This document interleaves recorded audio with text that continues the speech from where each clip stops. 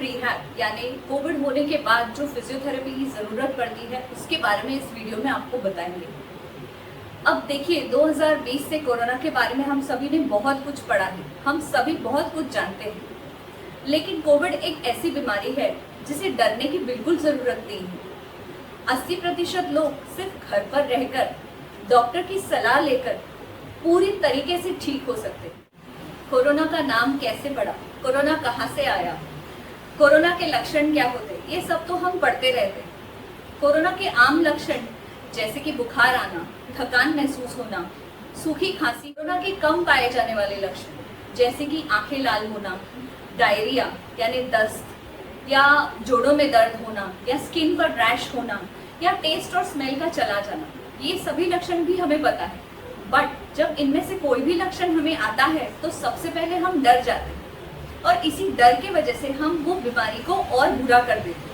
तो बिना डरे अपने डॉक्टर की सलाह लीजिए और तुरंत उसकी ट्रीटमेंट स्टार्ट कर दीजिए। अगर आपका कोविड बहुत लंबे समय तक चलता है तो आप महसूस कर सकते हैं कि आपका स्टैमिना कम हो गया है, आपके फेफड़े कमजोर हो गए। इसके लिए आप तुरंत उसी समय पर सही फिजियोथेरेपिस्ट की सलाह से फिजियोथेरेपी ले सकते हैं। कोरोना की महामारी से बचने के लिए टीकाकरण यानी वैक्सीनेशन कराना बहुत ही महत्वपूर्ण है। वैक्सीनेशन से कोविड-19 के गंभीर रूप की बीमारी टालना व इसका फैलाव रोका जा सकता है। भारत में सीरम इंस्टीट्यूट की कोविशील्ड, भारत बायोटेक की कोवैक्सीन व हाल ही में स्पुतनिक नामक रशियन वैक्सीन उपलब्ध है। इन तीनों में से किसी एक वैक्सीन के 2 टीके लगवाना अनिवार्य है। वैक्सीनेशन से हमारे शक्ति में रोग प्रतिरोधक क्षमता बढ़ती है व इस जानलेवा बीमारी के खिलाफ लड़ने के लिए भारी मात्रा में एंटीबॉडीज का निर्माण होता है। अफवाहों पे मत जाइए और यदि आपकी उम्र 18 या उससे अधिक हो तो कृपया करके वैक्सीन जरूर लीजिए। अपने साथ अपने परिवार की सुरक्षा करने के लिए हमें सहयोग करिए। वैक्सीन से संदर्भित अधिक जानकारी के लिए www.cowin.gov.in पर जाइए। धन्यवाद। हेलो दोस्तों, आज हम कोविड ट्रीटमेंट में फिजियोथेरेपी की क्या भूमिका है इस बारे में जानने वाले हैं। फिजियोथेरेपी यह मेडिसिन की ऐसी शाखा है जिसमें व्यायाम के माध्यम से पेशेंट की कार्यक्षमता बढ़ाई जा सकती है। कोविड-19 इनमें हमारे लंग्स और हमारी श्वसन क्रिया को काफ़ी हद तक हानि पहुंचती है। कोविड-19 के कुछ लक्षण जिनमें लंग्स शामिल है वह है ऑक्सीजन की मात्रा कम होना, श्वास लेने में कठिनाई होना और हमें दम लगना। इन लक्षणों को काफ़ी हद तक फिजियोथेरेपी कसरत और टेक्निक से कम किया जा सकता है। ये कसरत है deep breathing exercises, chest expansion exercises, positioning, spirometry और प्रोनिंग। अभी हम आपको इन कसरत के बारे में कुछ जानकारी देंगे। हेलो दोस्तों, हम यहाँ पर कोविड और फिजियोथेरेपी के बारे में डिस्कस करने हम आए हैं। जैसे आपको पता है कि कोविड में फिजियोथेरेपी हेल्प करता है। फिजियोथेरेपी भी अलग अलग स्पेशलिटीज़ होते हैं जैसे कि ऑर्थो, न्यूरो और पल्मोनरी फिजियोथेरेपी। कोविड में हम रेस्पिरेटरी फिजियोथेरेपी के बारे में डिस्कस करेंगे। अब कोविड के वजह से लंग्स के अंदर के टिश्यूज़ डैमेज होते हैं। हमने जैसे फर्स्ट वेव में देखा था कि बहुत सारे पेशेंट्स जिन लोगों को फाइब्रोसिस हुआ था, कोविड और फाइब्रोसिस भी ये 2 वर्ड्स भी काफ़ी ज़्यादा यूज़ किए जाते हैं। बट हमने फर्स्ट वेव के बाद हमने ये भी देखा है कि जो पेशेंट्स जिन लोगों को फाइब्रोसिस हुआ था उनको ऑक्सीजन के साथ घर पे डिस्चार्ज किया था। तभी ऐसा सोचा जाता था कि उनको लाइफ टाइम ऑक्सीजन यूज़ करना पड़ेगा। बट उनको प्रॉपर एक गाइडेंस के साथ जब फिजियोथेरेपी दिया गया था, उनका फाइब्रोसिस रिवर्सिबल हुआ था और उनका ऑक्सीजन सैचुरेशन लेवल्स काफ़ी बढ़ा था। इसके लिए कोविड पेशेंट्स में और पोस्ट कोविड पेशेंट्स में फिजियोथेरेपी करना काफ़ी इम्पॉर्टेंट है। अब हम डिस्कस करेंगे कि इनमें क्या फिजियोथेरेपी किया जाना चाहिए। सबसे इम्पॉर्टेंट चीज़ इन पेशेंट्स को एक रेस्पिरेटरी फिजियोथेरेपिस्ट या फिजियोथेरेपिस्ट के गाइडेंस में, क्वालिफाइड फिजियोथेरेपिस्ट के गाइडेंस में फिजियोथेरेपी ट्रीटमेंट लेना काफ़ी ज़रूरी है। इन लोगों को हम सिखा सकते हैं कि उनको सर्टेन पोजीशन जैसे कि रिलैक्सेशन टेक्निक्स या relaxation positions deep breathing exercises और पल्मोनरी रिहैबिलिटेशन करके इनको इनके ऑप्टिमल फंक्शनल लेवल पे हम पहुंचा सकते हैं, ताकि उनको कोविड होने से पहले जो उनकी फंक्शनल एक्टिविटीज़ का लेवल था उस लेवल पर वापस पहुंच सकेंगे। तो सबसे पहले जैसे मुझे बताने दो कि हमने लंग्स को 3 लेवल्स में डिवाइड किया है, अपर, मिडिल एंड लोअर। ये हर लेवल्स में हमको लंग्स का एक्सपेंशन कराना इम्पॉर्टेंट है, तो उसके लिए हमको सर्टेन पोजीशंस अडॉप्ट करने पड़ेंगे, क्योंकि सर्टेन पोजीशंस में वो ज़्यादा एक्सपैंड होगा ताकि ऑक्सीजन लेवल्स पेशेंट का इम्प्रूव हो, which is the most commonest problem in Covid patients. तो सबसे पहले हम रिलैक्सेशन टेक्निक्स इंक्लूड करते हैं। तो रिलैक्सेशन टेक्निक में सबसे पहला पोजीशन रहेगा साइड लाइन पोजीशन। अब इसके लिए हमको 2 पिल्लोज यूज़ करने पड़ेंगे, तो हम पोजीशन दिखाते हैं।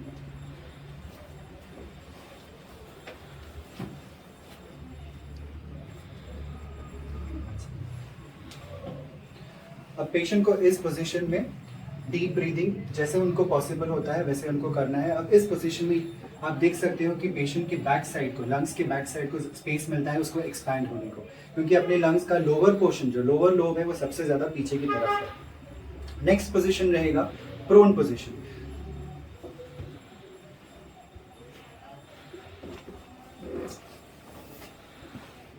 आप देख सकते हो पेशेंट को पेट के बल सोना है और मुंह को एक तरफ करना है ताकि पेशेंट को ब्रीदिंग में डिफिकल्टी ना हो।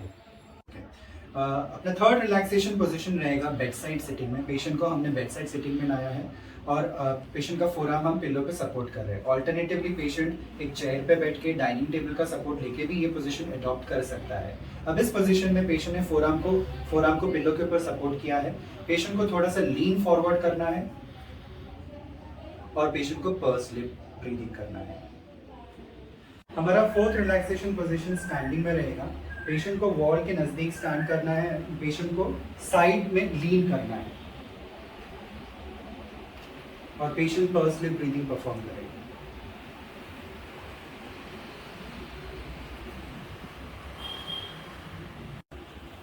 अब हम ब्रीदिंग एक्सरसाइजेस में आएंगे। ब्रीदिंग एक्सरसाइज शुरुआत करने से पहले हम एक जनरल इंस्ट्रक्शन देते हैं कि मोस्ट ऑफ द पेशेंट्स को जब ब्रीदिंग एक्सरसाइज करेंगे उनको ब्रेथलेसनेस या सांस फूलना या खांसी आना हो सकता है, विच इज़ नॉर्मल। तो डरने की कोई ज़रूरत नहीं। जब ये एक्सरसाइज परफॉर्म करेंगे अगर ये सिम्टम्स आए तो थोड़ी देर के लिए ब्रेक ले सकते हैं या रेस्ट कर सकते हैं और फिर उसके बाद वापस से रिपीट कर सकते हैं।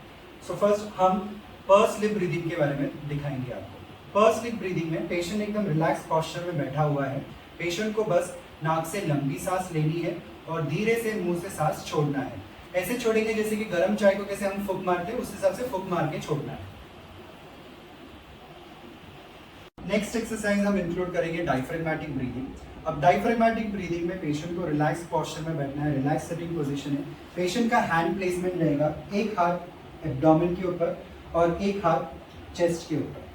पेशेंट को सेम नाक से लंबी सांस लेनी है और धीरे से मुंह से छोड़ना है। अब पेशेंट जब ब्रीदिंग कर रहा है, इनहेल करते वक्त पेशेंट को फील होगा उनका एब्डोमेन बाहर आ रहा है और जब एक्सहेल कर रहे हैं पेशेंट का एब्डोमेन अंदर की तरफ जा रहा है। ये तभी पॉसिबल है अगर पेशेंट रिलैक्स पोस्चर में बैठा है और पेशेंट को एक्सहेलेशन इनहेलेशन से थोड़ा ज़्यादा ही करना है, मे बी 2 सेकेंड्स और 3 seconds more than inhalation. Next exercise हम एक्सपेंशन एक्सरसाइजेस पे कॉन्सेंट्रेट करेंगे, thoracic expansion exercise.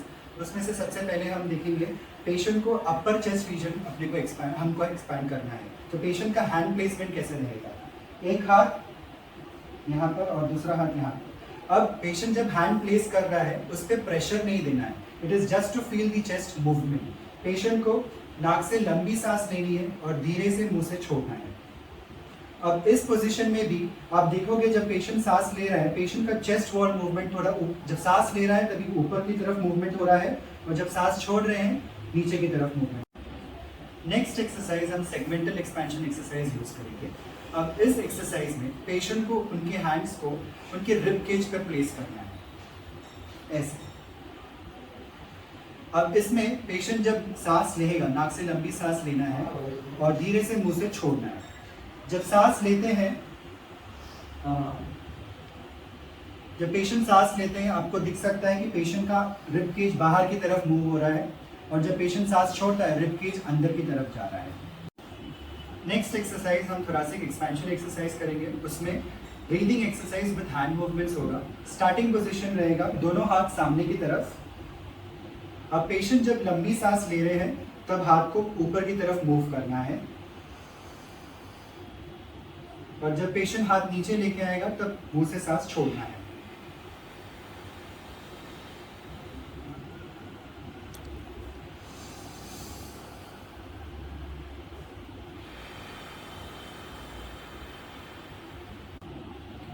Again the last exercise in thoracic expansion exercises में पेशेंट का स्टार्टिंग पोजीशन हाथ दोनों सामने की तरफ रहेगा। जब पेशेंट लंबी सांस नाक से ले रहे हैं तब दोनों हाथ को स्प्रेड करना है, और जब सांस मुंह से छोड़ रहे हैं दोनों हाथ को नजदीक लेके आना है।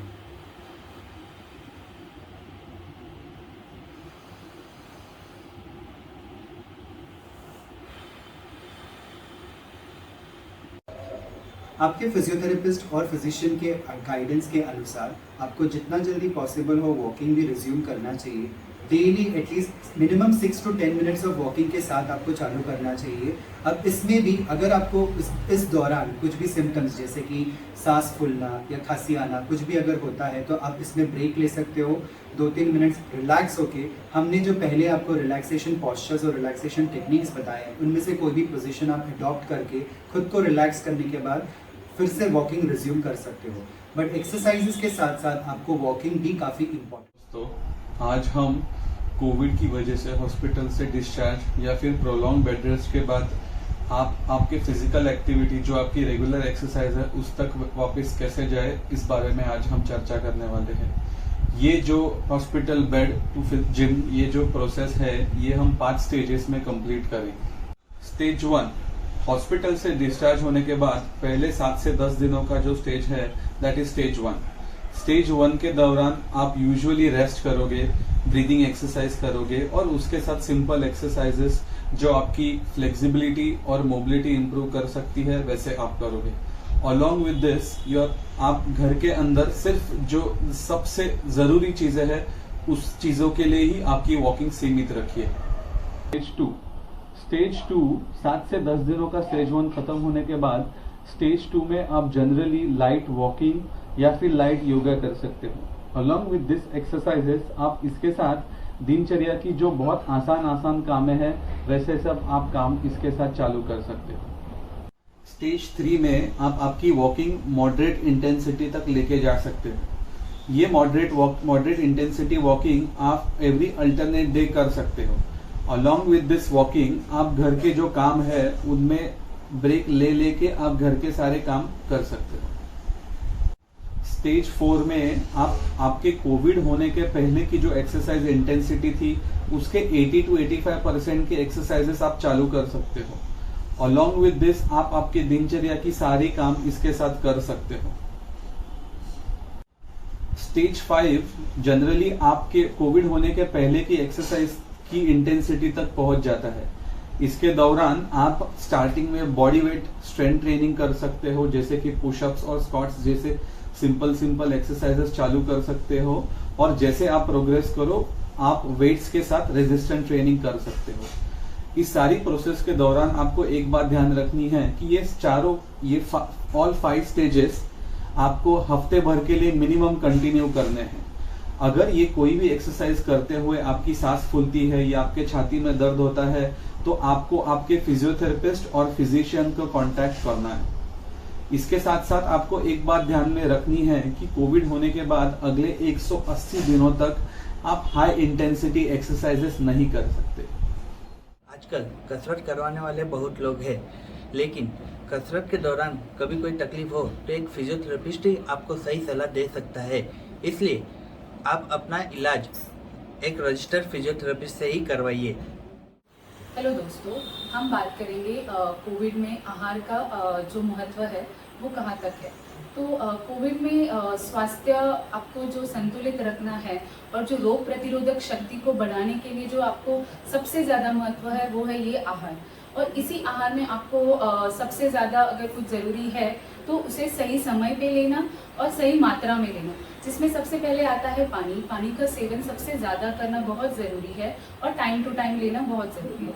उसके साथ आपको आप नींबू पानी या फिर आंवला जूस जो अवेलेबल होता है आप वो ले सकते हैं, लेकिन ध्यान रखिए कि आपको जो कैंड और प्रिजर्वेटिव जूसेस है उसे आपको अवॉइड करना है, जिसमें बहुत ज़्यादा मात्रा में शुगर पाई जाती है।